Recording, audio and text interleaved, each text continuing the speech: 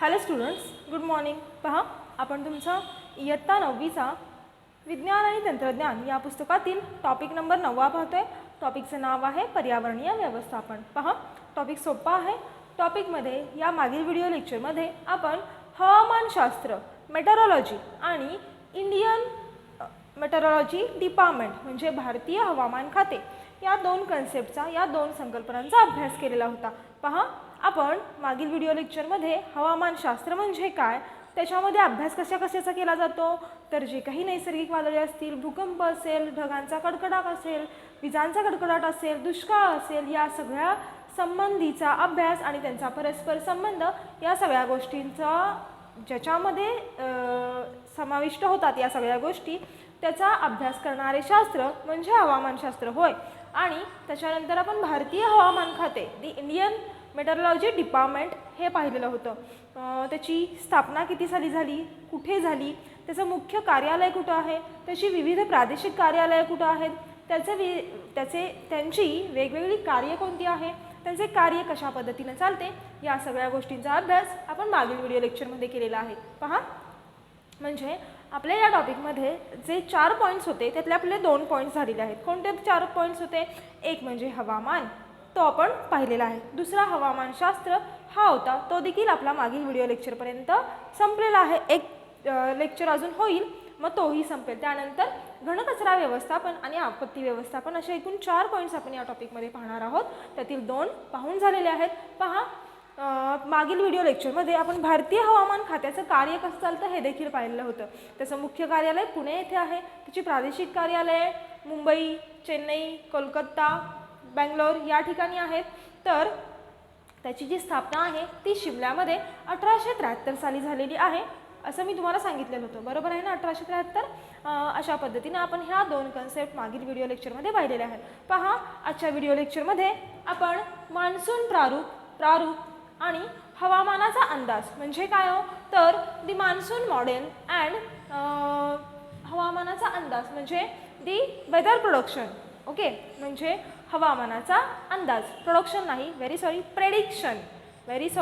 Prediction. Monsoon प्रारूप म्हणजे models. आता पहा, आपल्याला माहिती आहे हवामानशास्त्र हे जे आपलं खातं आहे हे कशावरती चालतं, तर हे वेगवेगळ्या पद्धतीच्या तर्कांवरती काय त्या अंदाज बांधतात. पहा, आपल्याला समजते की नाही की 4 दिवसानंतर पाऊस पडणार आहे, हे तुम्हाला आधीच 4 दिवस सांगतात. म्हणजे भविष्यामध्ये होणाऱ्या गोष्टींचा अंदाज आपल्याला आधीच सांगितला जातो, हो की नाही. मग हा कशाच्या सहाय्याने ठरवलं जातो, हे कशाच्या रूपानं पाहिलं जातं, हे कसं ठरवलं जातं, तर त्यासाठी तिथं वेगवेगळी प्रारूप तयार केली जातात. प्रारूप म्हणजे इंग्लिशमध्ये याला काय म्हटलं जातं, याला मॉडेल्स म्हटलं जातं. पहा, मॉडेल, याला काय म्हटलं जातं, मॉडेल असं म्हटलं जातं. मग या वेगवेगळ्या पद्धतीची प्रारूप कोणती आहेत आणि त्याच्यावरून कोणत्या प्रकारच्या प्रारूपाचा कशा पद्धतीनं आपल्याला फायदा होतो हे आपण आजच्या व्हिडिओ लेक्चरमध्ये पाहणार आहे. पहा, आपल्या भारतामध्ये मान्सून संबंधी अंदाज वर्षाची जी काही परंपरा आहे ही 100 वर्ष पुराणी,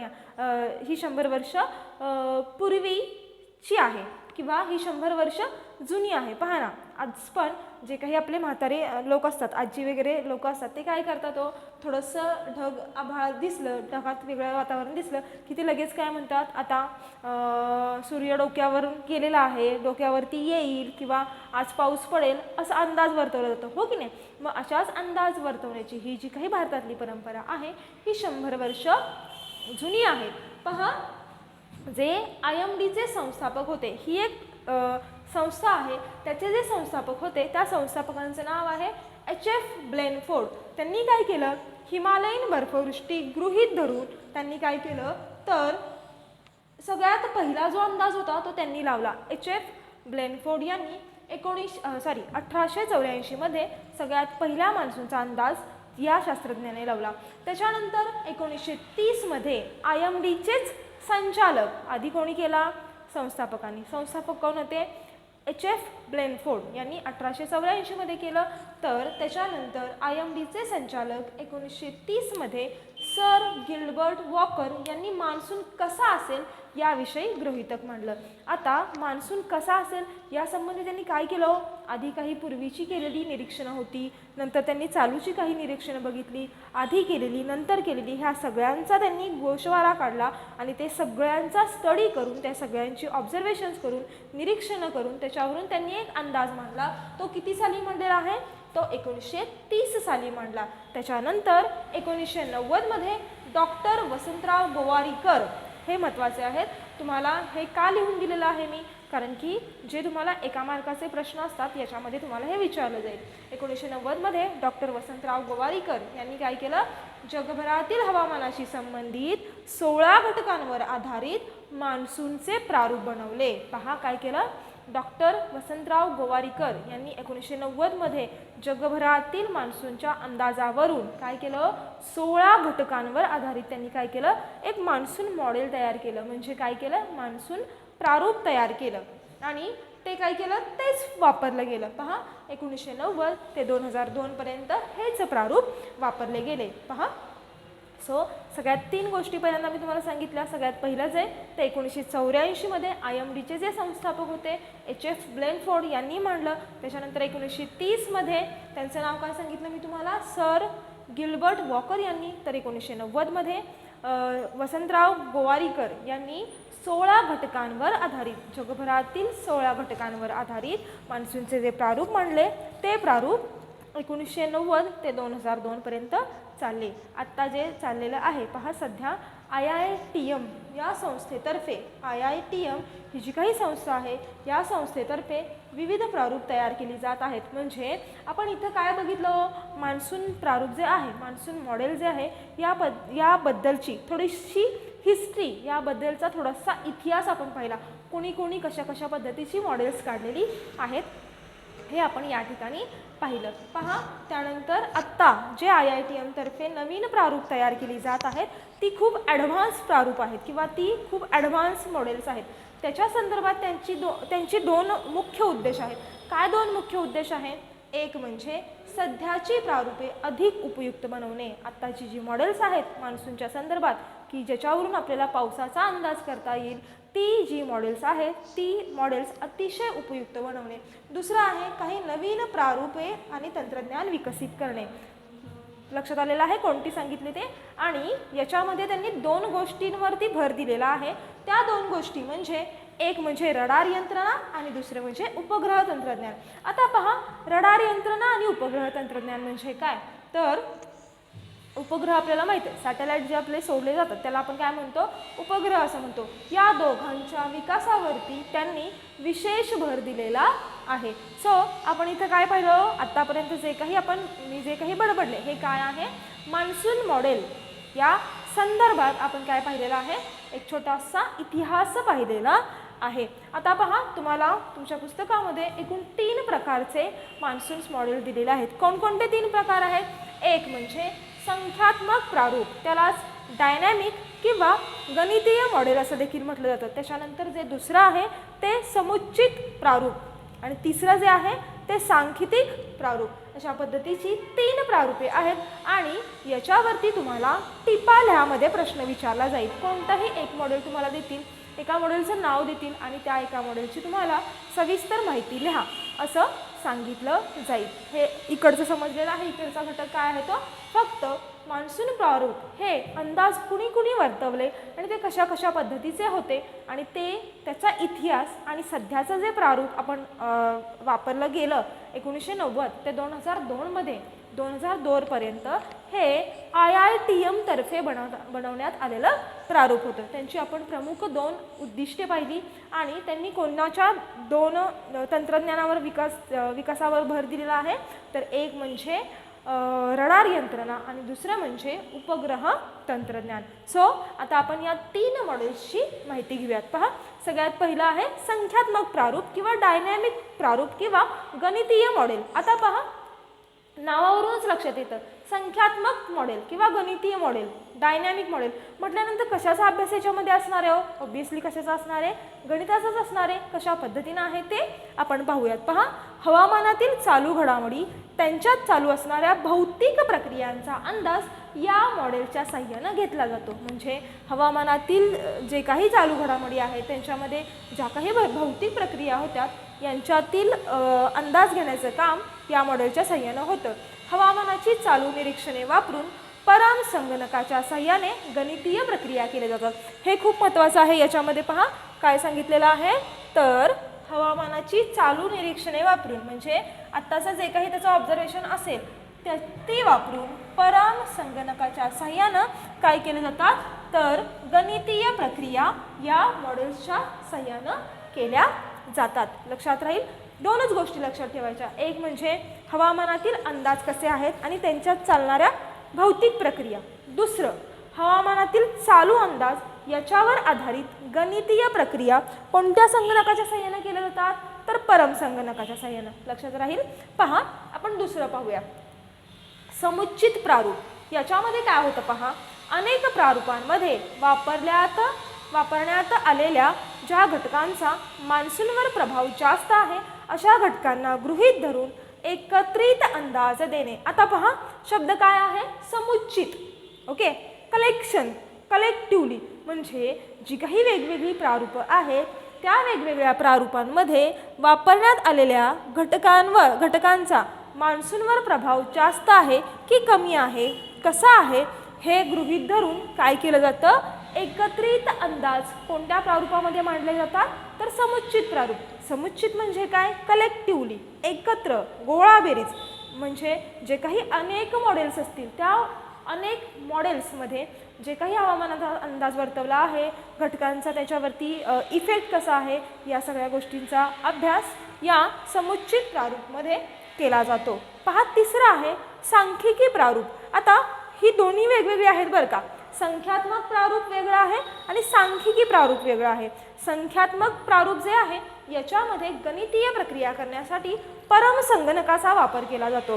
तर आता सांख्यिकी प्रारूप कसं आहे हे आपण पाहूयात. पहा, गतकाळात विविध प्रदेशात समुद्राचे हवामान, वातावरणाचा दाब, त्या वर्षीचा मान्सून कसा होता याचा एकत्रित अभ्यास करून त्या तुलनेत सध्या त्या प्रदेशातील हवामानाच्या नोंदी कशा आहेत त्याला अनुसरून सद्यस्थितीत मान्सून कसा असेल याचा अंदाज लावला जातो. पहा म्हणजे याच्यामध्ये काय केलं जातं, तर गतकाळात विविध प्रदेशात समुद्राचे हवामान, वातावरणाचा दाब आणि त्या वर्षीचा मान्सून कसा होता, म्हणजे आधीचा कसा होता, आत्ताचा कसा आहे, याच्यावरून या दोघांच्यावरून येणारा मान्सून कसा असेल याचा अंदाज ज्या मॉडेलमध्ये लावला जातो ते मॉडेल म्हणजे सांख्यिकी मॉडेल किंवा ते प्रारूप म्हणजे कोणतं आहे, तर सांख्यिकी प्रारूप आहे. पहा, हवामानशास्त्रीय प्रारूप मुख्यत्वे करून दोन गोष्टीवर अवलंबून असतं. पहा, काही अवघड नाही आहे. 3 नावं लक्षात ठेवायची. एक म्हणजे संख्यात्मक प्रारूप, दुसरं सांख्यिकी प्रारूप आणि तिसरं काय सांगितलं मी तुम्हाला, समुचित प्रारूप. समुचित कलेक्टिव्हली. संख्यात्मक डायनॅमिकमध्ये कॉम्प्युटरचा वापर केला जातो गणितीय प्रक्रियांसाठी. तर सांख्यिकी प्रारूपमध्ये काय केलं जातं, त्याच्यामध्ये पूर्वीचा मान्सून कसा होता, आत्ताचा कसा आहे या दोघांचा विचार करून येणारा मान्सून कसा असेल याचा अंदाज ज्याच्यामध्ये लावला जातो ते म्हणजे सांख्यिकी प्रारूप. मग त्याच्यामध्ये समुद्राचे तापमान असेल, वातावरणाचा दाब असेल, वाऱ्याची दिशा असेल, असे जे वेगवेगळे हवामानाचे घटक आहेत यांचा अभ्यास केला जातो. पहा, हवामानशास्त्रीय प्रारूप 2 गोष्टींवर अवलंबून असते. एक म्हणजे त्यात वापरण्यात येणारे घटक आणि दुसरं म्हणजे मॉडेल्समधून आपल्याला अपेक्षित असणारे परिणाम. या दोघांचा परस्पर संबंध पाहिला जातो. पहा, हवामानशास्त्रीय मॉडेल हे जे असतात हे मुख्यत्वे करून 2 गोष्टींवर अवलंबून असतात बाळांनो. एक म्हणजे त्यात वापरण्यात येणारे घटक आणि त्या मॉडेल्समधून आपल्याला अपेक्षित असणारा परिणाम. या दोघांचा काय केला जातो, परस्पर संबंध. या 2 गोष्टींवर हवामान प्रारूप हे अवलंबून असतं. आपण कोणत्या 2 गोष्टी पाहिलेल्या आहेत पहा इथं, म्हणजे मान्सून प्रारूप आणि हवामानाचा अंदाज. बरोबर ना. मान्सून प्रारूप आणि हवामानाचा अंदाज या दोन गोष्टी आपण पाहिलेल्या आहेत. इकडे आपण काय पाहिलं, इतिहास पहिला, हवामान प्रारूप किंवा मान्सून प्रारूप कसे उदयाला आले, पहिलं कोणी हे केलं, दुसरं कोणी केलं, नंतर आत्ताचं जे आहे ते IITMचं आहे, डॉक्टर वसंतराव गोवारीकर यांचं जे जास्त दिवस चाललेलं त्यांचं होतं. आत्ता IITM वेगवेगळ्या पद्धतीची प्रारूप बनवत आहे, त्याच्यामध्ये रडार यंत्रणा आणि उपग्रह तंत्रज्ञान या दोघांवरती भर दिला जात आहे. आणि त्यानंतर आपण 3 मॉड्यूल्सची माहिती घेतलेली आहे.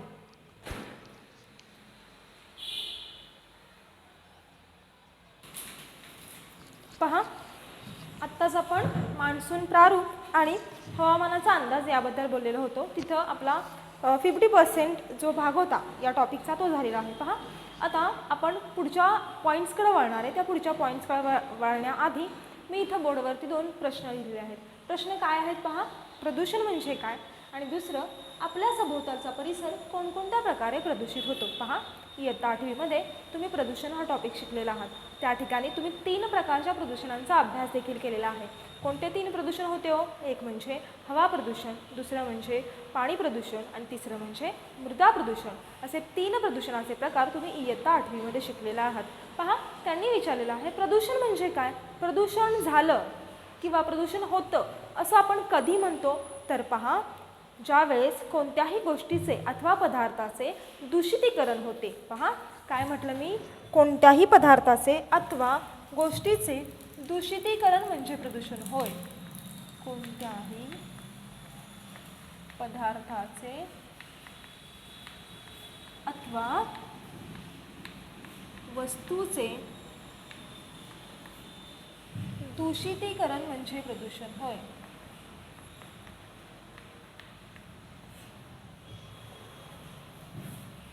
म्हणजे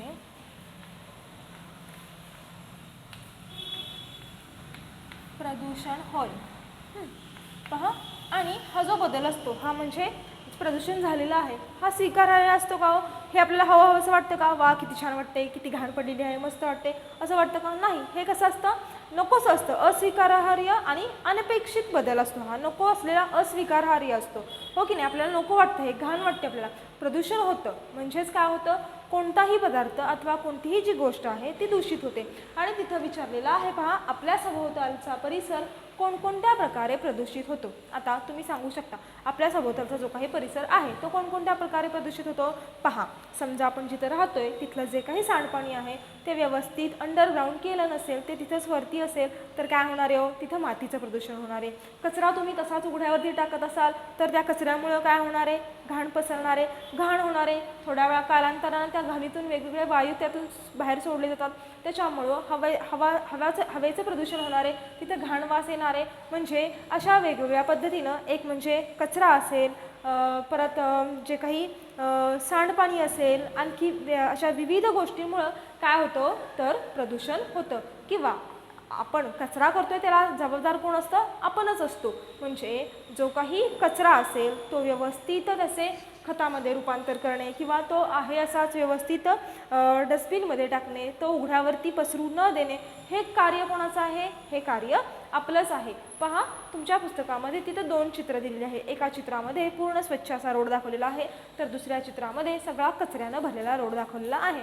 तर तिथं विचारलेलं आहे की छायाचित्र अ आणि ब, अ जे घाण आहे ते आहे, ब आहे ते स्वच्छ आहे ते आहे. त्याच्यामध्ये विचारले की छायाचित्र अ मध्ये तुम्हाला काय निरीक्षणास येते. तर आपल्याला काय निरीक्षणास येणार हो, तो जो काही रोड आहे तो सगळा पूर्ण कचऱ्याने भरलेला आहे. सगळा जो काही कचरा आहे तो तिथं टाकलेला आहे. व त्याच्यामध्ये तुमचा प्लॅस्टिकच्या पिशव्या असतील, तुमच्या फळांच्या साली असतील, काही तुम्ही जे वापरलेले कपटा असेल तो असेल, ते जे सगळं टाकलेलं आहे ते त्या रोडवरती टाकलेलं आहे. आणि छायाचित्र ब मध्ये सगळं स्वच्छ रस्ता दाखवलेला आहे. आणि प्रश्न विचारलेला आहे की छायाचित्र ब होण्यासाठी तुम्ही काय काळजी घ्याल किंवा तुम्ही कशा पद्धतीने तिथं प्रयत्न कराल. तर आपल्याला काय काळजी घ्यावी लागेल, तर आपल्याला त्या कचऱ्याचे व्यवस्थित व्यवस्थापन करता आलं पाहिजे. म्हणजे सुका कचरा वेगळा करणे, ओला कचरा वेगळा करणे, तो बाहेर न टाकणे, रस्त्यावरती न टाकणे, दुर्गंधी न पसरून देणे, योग्य त्याचे व्यवस्थापन करणे, या सगळ्या गोष्टी आपण करू शकतो. पहा, अलीकडच्या काळामध्ये काय झालेलं आहे, मोठ्या प्रमाणात लोकसंख्या वाढलेली आहे आणि मोठ्या वाढत्या लोकसंख्येमुळे काय झालेलं आहे हो, मानवाच्या गरजा वाढलेल्या आहेत, मोठ्या प्रमाणात इंडस्ट्रियलायझेशन झालेलं आहे, त्यातूनही सतत घाण बाहेर जात असते, वेगवेगळे तिथं प्रोडक्ट्स तयार केले जातात, वेगवेगळ्या पद्धतीचे त्यातून सांडपाणी असते, घाण रसायने असतात, जड धातू असतात, हे देखील सतत पाण्यामध्ये मिसळत असतात, त्यामुळे पाणी प्रदूषण देखील होतं.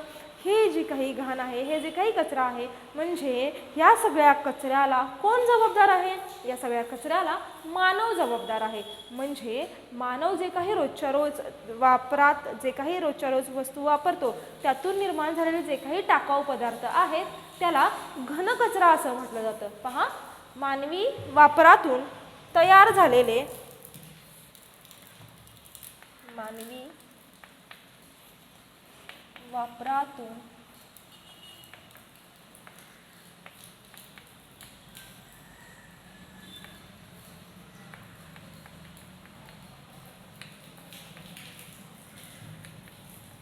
तयार झालेल्या टाकाऊ पदार्थांना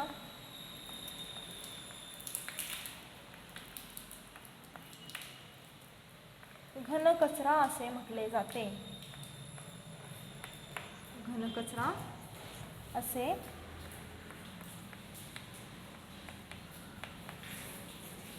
म्हणतात. पहा, आता या घनकचरा हा कशा पद्धतीचा असतो, पहा याचे विविध प्रकार असतात. कसे विविध प्रकार असतात तर पहा, आत्ता आपण काय पाहिलं, घनकचरा. याचं आजकाल प्रमाण इतकं वाढलेलं आहे की याच्यामुळे 3 गोष्टी निर्माण झालेल्या आहेत किंवा 3 समस्या निर्माण झालेल्या आहेत. कोणत्या 3 समस्या? घनकचऱ्यामुळे निर्माण होणाऱ्या 3 समस्या.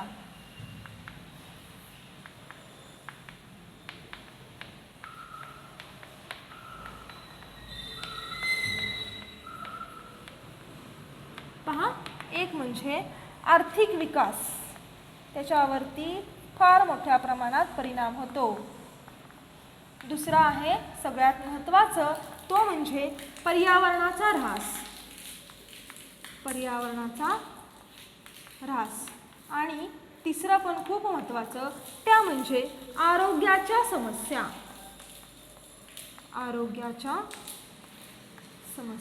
पहा, या 3 गोष्टी प्रामुख्यानं आपल्याला पाहायला मिळतात. घनकचऱ्यामुळे काय होतं, एकतर आर्थिक विकासावरती परिणाम होतो. आर्थिक विकासावरती कशा पद्धतीनं परिणाम होईल तर पहा, जे काही आपण तिथं कचरा व्यवस्थापन व्यवस्थित करणार नाही, काय होणार आहे, पर्यायानं देशाची जी काही नैसर्गिक साधनसंपत्ती आहे त्याच्यावरती परिणाम होणार आहे. त्याचा परिणाम कशावरती होणार आहे, आर्थिक विकासावरती होणार आहे. त्याच पद्धतीनं दुसरं जे आहे पर्यावरणाचा ऱ्हास, आपोआपच हे सगळं कशामध्ये मिसळते, पर्यावरणामध्ये मिसळते. पर्यावरणामध्ये मिसळल्यामुळे काय होतंय, जे आपलं शुद्ध स्वच्छ सुंदरतेने नटलेलं असं जे काही बायोडायव्हर्सिटी आहे, जैवविविधता आहे, त्याच्यावरती त्याचा परिणाम होते. म्हणजेच तिथं काय होते, पर्यावरण ऱ्हास होते. आणि तिसरं म्हणजे सगळ्यात महत्त्वाचं, वेगवेगळ्या पद्धतीच्या आरोग्याच्या समस्या उद्भवतात. पहा, पाणी प्रदूषण झालं की काय होतं तर कावीळ, अतिसार, साथीचे रोग यासारखे विविध रोग उद्भवतात. अशा पद्धतीच्या विविध समस्या आपल्याला घनकचऱ्यामुळे तयार झालेल्या पाहायला मिळतात. आता पहा, आपल्याला आणखी एक पॉईंट बघायचा आहे. तुमच्या पुस्तकामध्ये विचारलं आहे की घनकचरा म्हणजे काय, त्याचं तर उत्तर आपण पाहिलं. आता आपल्याला पाहायचं आहे की घनकचरा हा कशा पद्धतीचा असतो, कोणकोणत्या पद्धतीच्या कचऱ्याला घनकचरा असे म्हणतात. तर त्यासाठी तुमच्या पुस्तकामध्ये एक तक्ता दिलेला आहे, तो तक्ता आता आपण पाहणार आहे. पहा, एका साईडला कचऱ्याचा प्रकार लिहिलेला आहे आणि दुसऱ्या साईडला त्याच्यामध्ये असणारे कुठून तो कचरा मिळतो, म्हणजेच स्रोत कोणकोणते आहेत हे आपल्याला पाहायचे आहेत. पहा, इथं आपण पाहूयात प्रकार आणि इकडे पाहूयात स्रोत. सगळ्यात पहिला आहे पहा, तो म्हणजे आपण वेगळ्या ह्याने लिहूयात म्हणजे तुमच्या लक्षात येईल, घरगुती कचरा. पहा, आता घरगुती कचरामध्ये तुम्ही काय काय सांगू शकता हो, किचन वेस्ट सांगू शकता, है की नाही, स्वयंपाकघरातील टाकाऊ पदार्थ. त्याच्यानंतर जे काही भाज्यांची देठं असतात, फळ्यांच्या साली असतात, वर्तमानपत्र असतात, आणखी काय हो, प्लास्टिकच्या पिशव्या असतात, हे सगळं तुम्ही कशामध्ये सांगू शकता? घरगुती कचऱ्यामध्ये. स्रोत म्हणजे काय हो? कुठून येतात ते सगळे? तर आपण काय सांगू शकतो? तर स्वयंपाक घरातील टाकाऊ पदार्थ, त्याच्यानंतर फळांच्या साली, त्याच्यानंतर भाज्यांची देठे,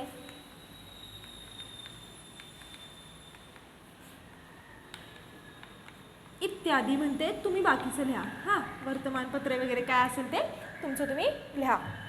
त्याच्यानंतर पहा, आपण दुसरं पाहूयात. दुसरं जे आहे ते म्हणजे औद्योगिक कचरा.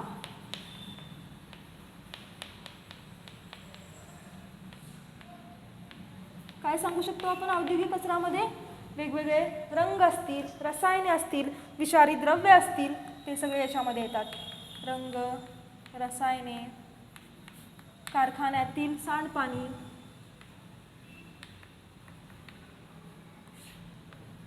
विषारी द्रव्ये, हे सगळं कशामध्ये येतं? औद्योगिक कचऱ्यामध्ये. विषारी द्रव्य शॉर्टकटमध्ये लिहिते, आपल्याला जागा पाहिजे खाली. पहा, तिसरा जो आहे तो म्हणजे आपण पहिला घरगुती कचरा कोणकोणता, त्याचे स्रोत कोणते. दुसरा औद्योगिक कचरा. तिसरा जो आहे तो म्हणजे पहा, शेतीतील आणि बागेतील कचरा.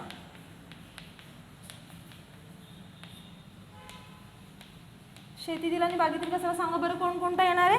काय काय येणार आहे? शेतीमध्ये काय काय असतात? वेगवेगळ्या पद्धतीची खते असतात, वेगवेगळ्या पद्धतीची कीटकनाशके असतात, वेगवेगळ्या पद्धतीचे वनस्पतींचे प्राण्यांचे अवशेष असतात. आता म्हणजे त्याच्यामध्ये हे सांगू शकतो आपण, जे काही कडब्यांचे बुडके असतात ते, झाडाच्या पडलेल्या फांद्या, पाने, त्यांची बिया, हे सगळं आपण कशामध्ये सांगू शकतो? याच्यामध्ये सांगू शकतो. पहा, काय लिहूयात आपण? फुले, फांद्या, त्याच्यानंतर पाने, त्याच्यानंतर वनस्पतींचे अवशेष,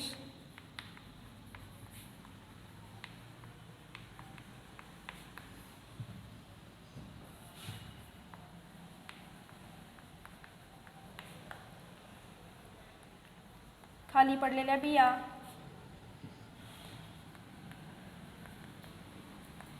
हे सगळं याच्यामध्ये आपण सांगू शकतो. पहा, चौथं जे आपण पाहूयात ते म्हणजे इलेक्ट्रिक कचरा. इलेक्ट्रिक कचरा. आता इलेक्ट्रिक कचरा म्हणजे काय? पहा, आजकालच्या युगामध्ये सगळ्यात मोठ्या प्रमाणावर वापरलं जाणार काय आहे? टेक्नॉलॉजी आहे, आधुनिक तंत्रज्ञान वापरलं जातं. मग याच्यामध्ये तुम्ही काय काय सांगू शकता? बंद पडलेले टी व्ही सेट असतील, मोबाईल्स असतील, त्याच्यानंतर आणखीन काय सांगू शकता? संगणक असेल, त्यांचे तुटलेले भाग असतील, जुने भाग असतील, हे सगळं कशामध्ये आपण सांगू शकतो? इलेक्ट्रिक कचऱ्यामध्ये सांगू शकतो. पहा, इथे लिहित आपण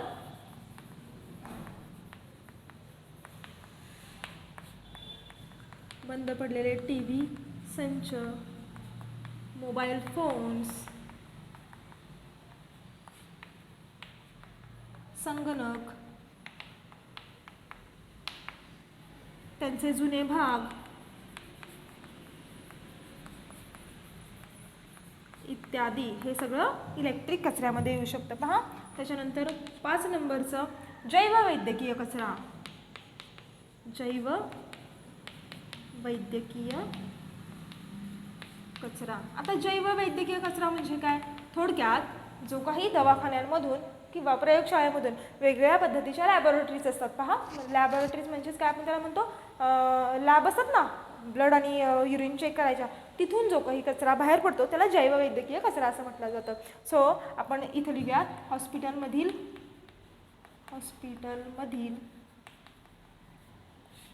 कापूस, बँडेज पट्ट्या, तुम्ही काही लिहू शकता मनाने, बँडेज पट्ट्या, वापरलेल्या सुया, त्यानंतर सलाईनच्या बाटल्या, सलाईन बॉटल्स, सलाईन बाटल्या, त्यानंतर आणखी काय लिहू शकतो आपण? औषधे, औषधांच्या बाटल्या इत्यादी, हे सगळं जैववैद्यकीय कचऱ्यामध्ये आपण लिहू शकतो. पहा 6 नंबरमध्ये आपण लिहूया आण्विक कचरा. आण्विक कचरा. आता आण्विक कचरा म्हणजे काय पहा, अणुऊर्जा निर्मिती केंद्र आपल्याला माहिती आहेत. त्यानंतर बॉम्बस्फोट तयार करणारे किंवा अणुऊर्जा निर्मिती केंद्र, अणुविद्युत केंद्र यातून जे काही हार्मफुल किरणोत्सारी पदार्थ बाहेर पडतात ते सगळे कोणामध्ये येतात तर ते आण्विक कचऱ्यामध्ये येतात. मग कोणकोणत्या पद्धतीचे किरणोत्सारी पदार्थ येतात पहा याच्यामध्ये. स्ट्रॉन्सियम असेल, बेरियम असेल, रेडियम असेल, क्रिप्टॉन असेल, युरेनियम असेल, हे जे अत्यंत अस्थिर असे जे काय म्हणूयात आपण मूलद्रव्य आहेत किंवा किरणोत्सारी पदार्थ आहेत हे सगळे आण्विक कचऱ्यामध्ये आपण सांगू शकतो. सो आपण इथे लिहूयात अणुऊर्जा निर्मिती केंद्र, अणुविद्युत केंद्र, अणुनिर्मिती केंद्र यातून बाहेर पडणारा कचरा, युरेनियम, स्ट्रॉन्सियम, बेरियम,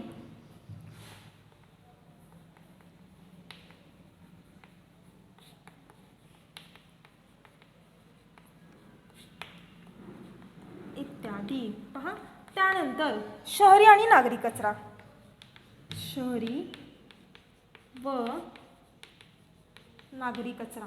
आता शहरी आणि नागरी कचऱ्यामध्ये काय येणार आहे? सगळंच येणार आहे. जे काही शहरी वस्तीसाठी लागतं तिथून जे काही घाण पडलेली बाहेर आहे ती, नागरी वस्त्यांमधून जी काही घाण पडलेली बाहेर आहे, वेगवेगळ्या पद्धतीचे भाजी मार्केट असतील, वेगवेगळ्या पद्धतीचे मटण मार्केट असतील, वेगवेगळ्या पद्धतीचे जे काही भाजी मंडई असेल तिथून पडलेला बाहेर पडला कचरा, प्लास्टिकच्या पिशव्या, कचऱ्याच्या बॅग्स, काचेच्या वस्तू, या सगळ्यांचा जो काही कचरा आहे तो कशामध्ये येणार आहे? शहरी आणि नागरी कचऱ्यामध्ये येणार आहे. आपण इथं कॉमनली लिहूयात का? शहरी व नागरी घाण, काचेच्या वस्तू, प्लास्टिक बॅग,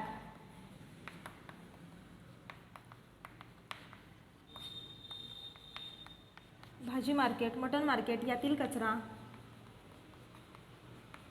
भाजी मार्केट व मटण मार्केट यातील कचरा.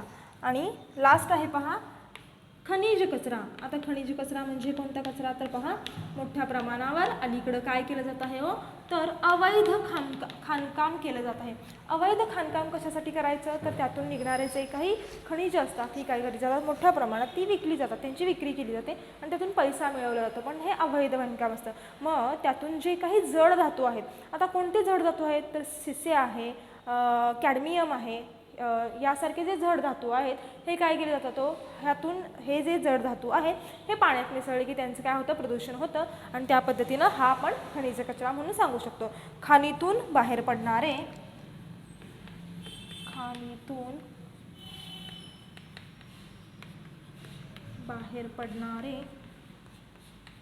शिसे,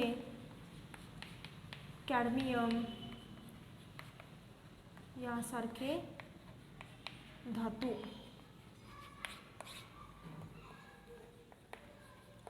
पहा. आपण इथं 2 पॉईंट्स पाहिलेले आहेत आत्ता. कोणते 2 पॉईंट्स तर एक म्हणजे घनकचरा म्हणजे काय तर मानवाच्या रोजच्या रोज वापरातून जे काही टाकाऊ पदार्थ तयार होतात त्याला घनकचरा असं म्हटलं जातं. मानवाच्या रोजच्या रोज वापरातून जे काही टाकाऊ पदार्थ तयार होतात त्याला घनकचरा असं म्हटलं जातं आणि या ठिकाणी त्या कचऱ्याचे विविध प्रकार आणि त्याचे आपण स्रोत पाहिलेले आहेत. आता आपण थांबूयात.